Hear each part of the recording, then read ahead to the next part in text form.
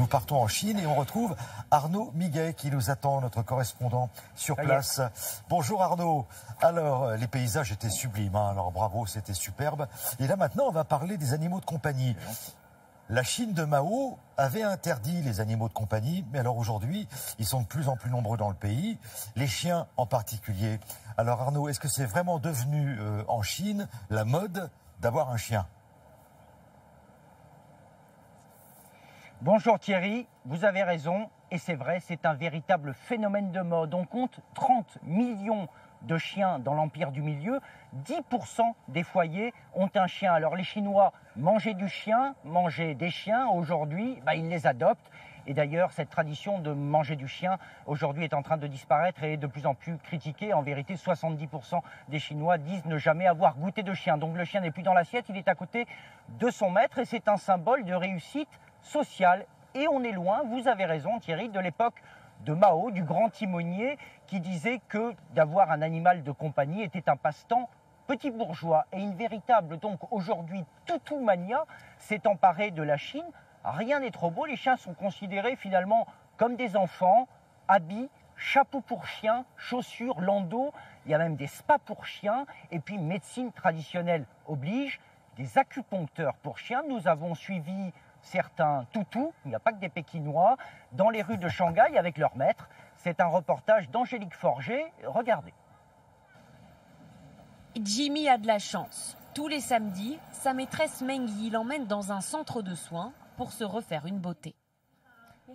Bonjour, Jimmy a besoin d'une coupe aujourd'hui. Pendant 3 heures, l'animal va se faire laver, brosser, manucurer.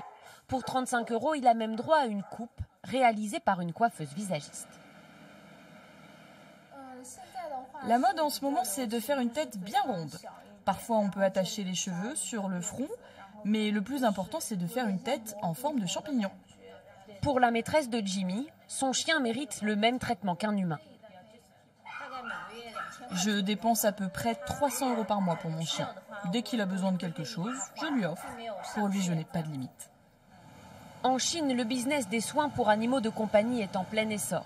Rien qu'à Shanghai, on compte plus de 5000 enseignes entièrement dédiées aux meilleurs amis de l'homme.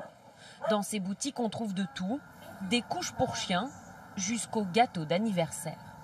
Les marques reprennent les codes du luxe pour séduire une classe moyenne de plus en plus fortunée. Dans ce salon, on pratique même de l'acupuncture pour chiens.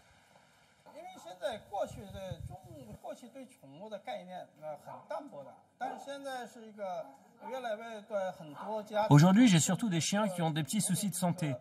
Mais bientôt, je suis sûr que les maîtres viendront uniquement pour le bien-être de leur animal.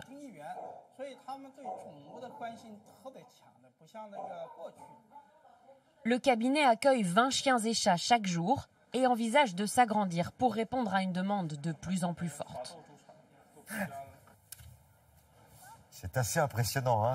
Si les chiens pouvaient parler, on se demande ce qu'ils pourraient nous raconter là, concernant ce qu'on vient de voir, Arnaud. Mais c'est un marché considérable, hein. Financièrement, c'est une véritable manne. Oui Thierry, c'est un marché qui pèse 2 milliards d'euros et qui est en augmentation de 10% chaque année. La Chine s'enrichit et la classe moyenne dépense sans compter pour ses animaux de compagnie. Ça profite à des tas de sociétés chinoises et des multinationales étrangères. Mais les autorités chinoises ne l'entendent pas toujours de cette oreille et n'ont pas envie de voir les animaux de compagnie envahir les trottoirs des grandes villes. Après la politique de l'enfant unique, qui a été abolie récemment, il y a désormais une politique du chien unique. Alors c'est vrai à Pékin depuis 2006, pas vraiment respectée, mais quand même elle existe. Mais aussi à Shanghai et dans d'autres municipalités. L'amende pour tout contrevenant, 300 € tout de même, et puis le risque de voir son deuxième chien abattu et pas pour être mangé. Merci beaucoup Arnaud Miguet en direct pour nous, pour Télématin, en direct de Pékin. Bonne journée Arnaud, à bientôt.